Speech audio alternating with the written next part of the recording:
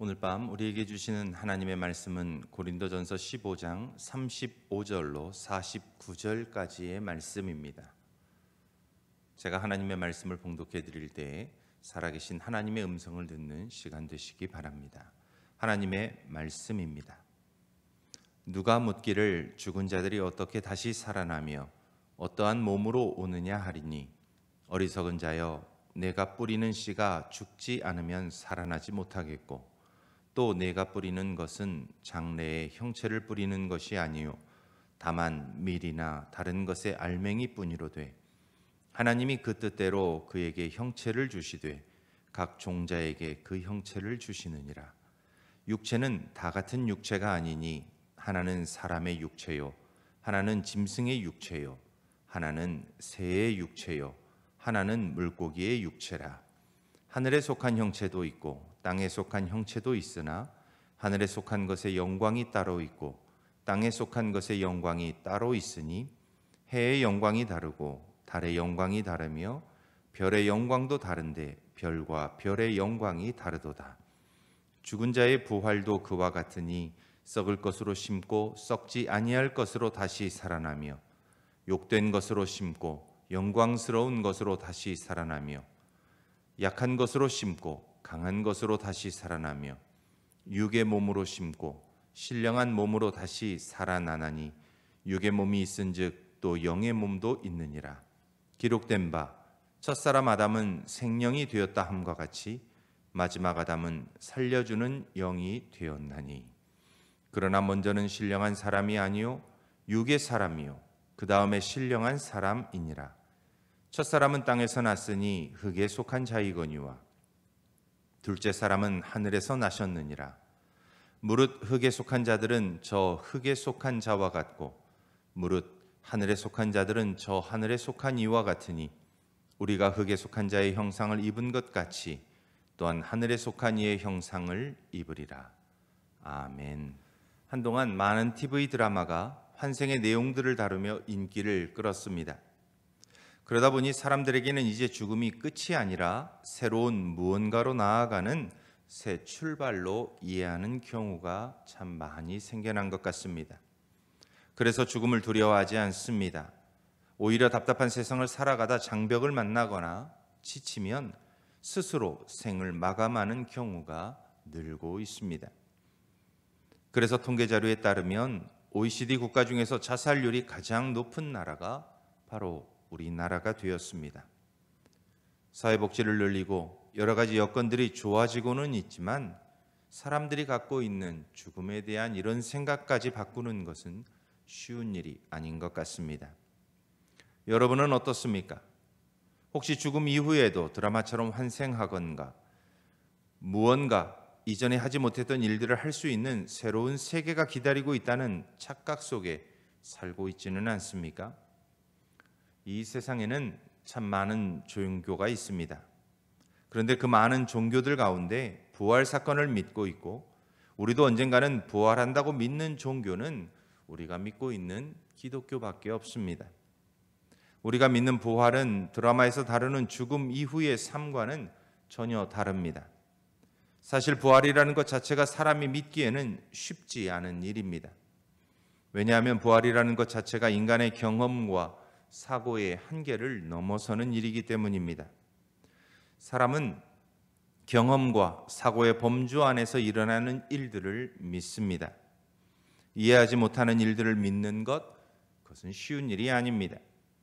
그렇게 하나님의 일이자 우리의 사고와 경험을 넘어서는 부활을 믿는다는 것 자체가 쉬운 일이 아닙니다.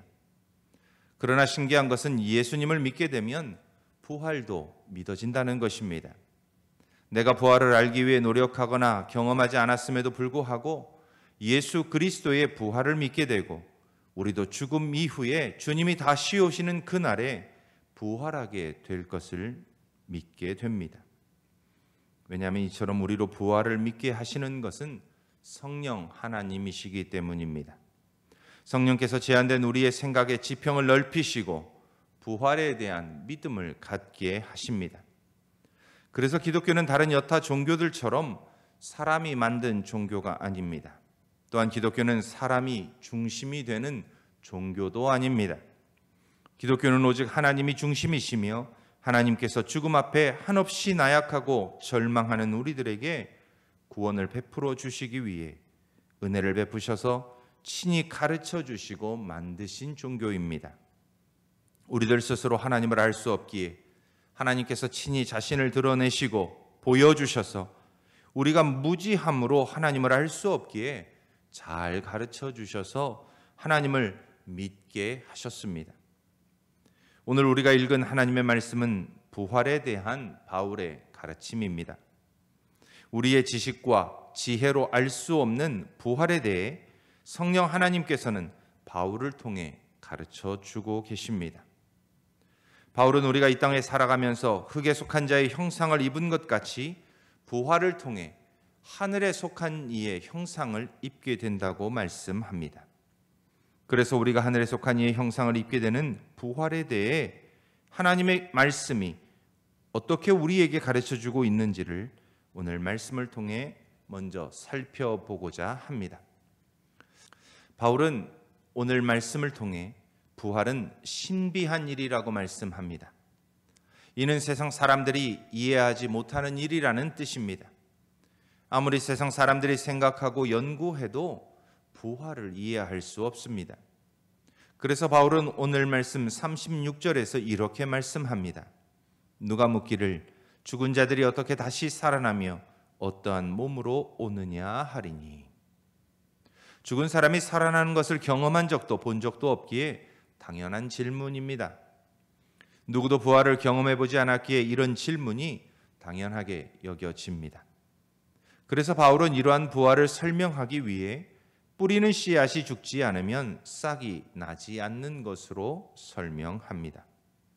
즉 땅에 심겨진 씨앗이 썩지 않으면 결코 싹이 나지 않는 것처럼 부활은 죽음 이후에 맞이하는 것이라고 설명하고 있습니다. 이처럼 부활은 매우 신비한 일입니다. 죽음을 지나야만 경험할 수 있기 때문입니다. 더구나 바울은 씨앗을 뿌릴 때에 씨앗 알맹이를 뿌리는 것이지 장래의 형체를 뿌리는 것이 아니라고 말합니다. 오히려 바울은 각 종자에게 하나님의 뜻을 따라 그 형체를 하나님께서 주신다고 말씀하십니다. 즉 씨는 사람이 뿌리지만 형체를 만들고 자라게 하시고 열매를 맺게 하시는 분은 바로 하나님이라고 말씀합니다. 이처럼 부활은 하나님의 손에 달려있는 신비한 사건이자 은혜의 사건입니다. 창조를 통해 사람에게 생명을 주신 것처럼 부활도 하나님만이 행하실 수 있습니다. 이것을 믿는 것이 부활 신앙입니다. 이런 부활 신앙은 오직 하나님의 은혜를 믿는 사람에게만 주어지는 특권입니다. 이해할 수 없고 믿을 수 없지만 하나님께서 말씀을 통해 약속하신 것을 믿어야 하기 때문입니다. 또한 부활 신앙은 성경적 신앙을 가진 사람들에게만 주어지는 특별한 은혜입니다. 주님께서는 성경대로 우리 죄를 위하여 죽으셨습니다. 그리고 성경대로 사흘 만에 부활하시어 많은 사람에게 자신을 드러내셨습니다. 구약 성경 여러 곳에서 주님의 대속의 죽음과 부활을 우리에게 말씀하고 있고 그 말씀처럼 주님께서는 십자가에서 죽으시고 죽음 가운데서 부활하셔서 잠자는 자들의 첫 열매가 되셨습니다. 하나님께서 약속하신 일들이 반드시 이루어지는 것을 믿기에 부활 신앙은 성경적 신앙을 가진 사람들에게만 주어지는 아주 특별한 은총입니다.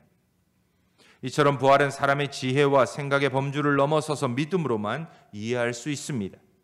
그리고 받아들일 수 있습니다. 왜냐하면 하나님의 신비한 사역이기 때문입니다. 성경의 약속대로 주께서 다시 오실 그날에 우리는 죽음을 이기고 부활하신 주님처럼 부활할 것을 믿기에 부활 신앙은 성경적 신앙을 가진 사람에게 주어지는 하나님의 특별한 은총입니다. 세상은 알지 못합니다. 그러나 믿음은 보게 합니다. 알게 합니다. 그리고 고대하게 하고 끝까지 부활 신앙으로 살아가게 합니다. 부활은 오직 하나님의 약속의 말씀을 믿음으로 확신하는 사람만이 누릴 수 있는 특권이기 때문입니다.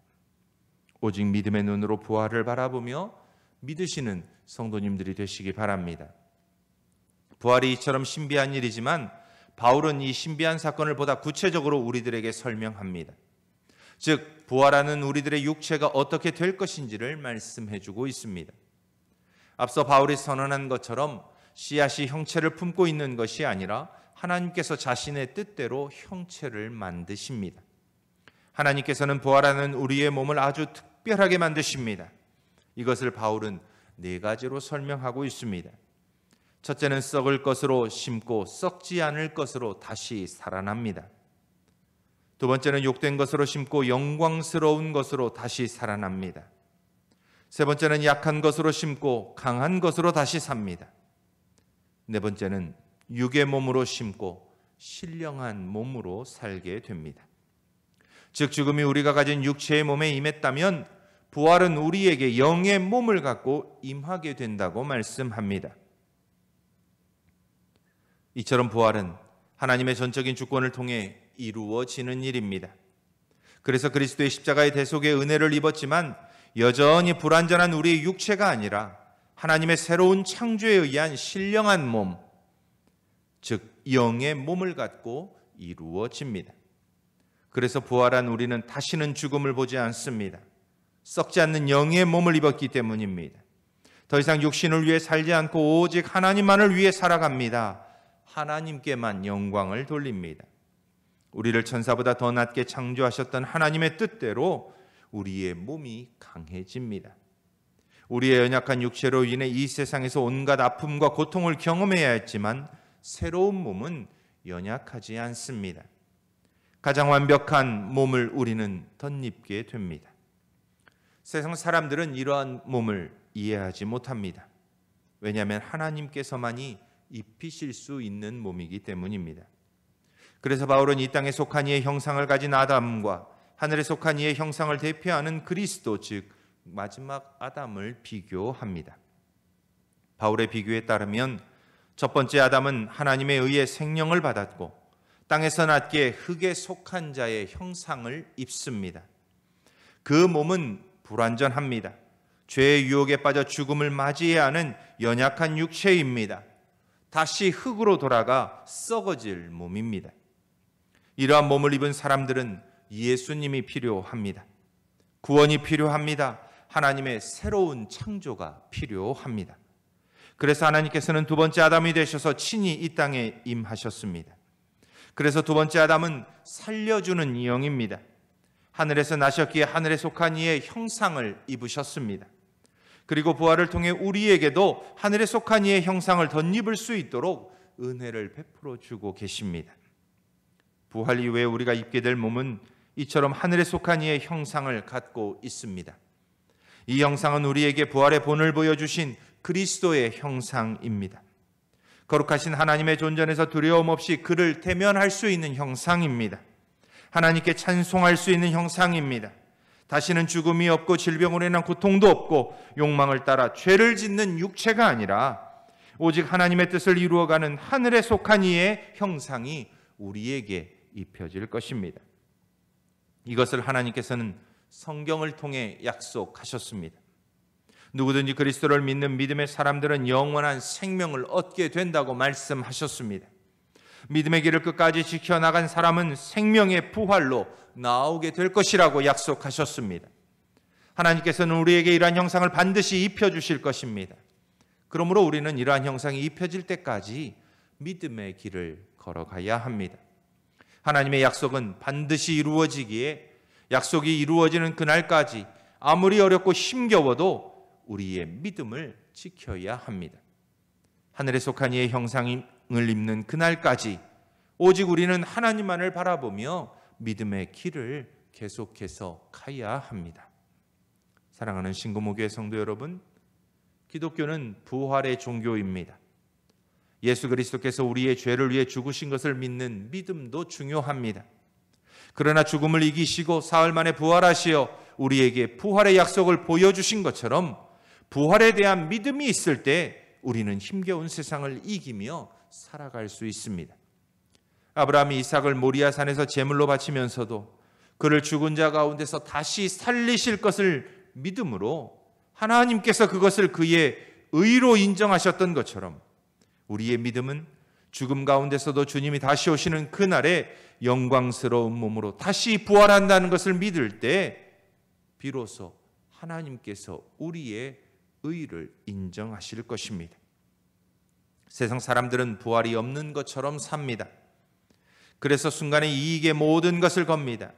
눈에 보이고 누릴 수 있는 것에 집착합니다. 죄악을 향해 가면서도 조금의 두려움도 없습니다. 죄의 짐에 눌려 하루하루 허덕이지만 그 영혼의 갈급함을 외면하고 삽니다. 세상의 염려와 재리의 욕심을 따라 늘 부족해하고 만족함이 없는 삶을 삽니다. 그래서 조금만 어려워져도 좌절하고 절망 가운데 슬퍼합니다. 흙의 형상을 입고 있기 때문입니다. 그러나 부활을 믿는 우리의 삶은 달라야 합니다. 순간의 이익이 아니라 영원한 것을 바라보아야 합니다. 내게 주어진 작은 것에 감사하며 자족하는 가운데 기쁨을 누릴 수 있어야 합니다. 이 세상의 것은 다 흙으로 돌아가지만 하늘에 속한 이의 형상을 입고 부활하는 우리에게는 영원한 생명이 주어졌음을 믿으며 하늘에 속한 이의 형상을 입고 부활하는 우리들에게는 좌절이나 절망이 없어야 합니다. 비록 이 세상에서 우리의 믿음으로 인해 고난과 고통을 받을 수 있지만 주님과 함께하는 그날에 우리는 영원한 안식과 즐거움을 누리게 될 것을 믿기에 담대하게 믿음을 지켜가야 합니다. 예수님의 제자들이 그리했습니다. 초대교회 성도들도 이렇게 살았습니다. 그리고 지금까지 세계의 역사 가운데 믿음을 가진 그리스도인들이 이렇게 살아서 기독교가 살아있는 하나님을 믿는 유일한 종교임을 드러냈습니다. 오늘 이 밤도 성령께서 우리에게 부활을 믿고 담대하게 살아가는 믿음을 주시기를 기도하십시다. 코로나19로 모든 환경이 급박하게 변하고 있고 교회에 가는 것이 쉽지 않지만 어떤 상황에서도 흔들림 없이 하나님께서 약속하신 부활의 그날을 고대하며 믿음으로 담대하게 살아갈 수 있도록 기도하십시다. 하나님의 약속의 말씀처럼 모두가 하늘에 속한 이의 형상을 입고 영광스러운 주님의 부활에 동참하는 영광의 그날을 바라보며 언제나 담대하게 믿음의 길을 걸어갈 수 있는 신금호교회 성도님들이 다 되시길 주님의 이름으로 축원합니다. 함께 기도하겠습니다. 하나님 감사합니다. 무지한 우리들에게도 부활을 바라보며 기대하며 믿을 수 있는 은혜를 주셔서 감사합니다. 부활의 신앙으로 이 세상에서 담대하게 살아가는 우리들 되게 하시고 코로나19 사태로 인하여 참으로 어렵고 힘든 가운데 있지만 주님이 약속하신 그 약속을 기대하며 담대하게 하루하루 믿음으로 살아가는 우리들 되게 하여 주옵소서. 그리하여서 하나님께 영광을 돌리며 우리의 믿음을 통해 하나님의 나라가 내가 살아가는 삶의 터전에 이루어지게 하여 주옵소서. 오늘 이 밤도 주 앞에 기도할 때에 우리의 기도에 응답하시고 하나님께서 홀로 영광 받아 주옵소서. 살아계신 예수님의 이름으로 기도합니다. 아멘.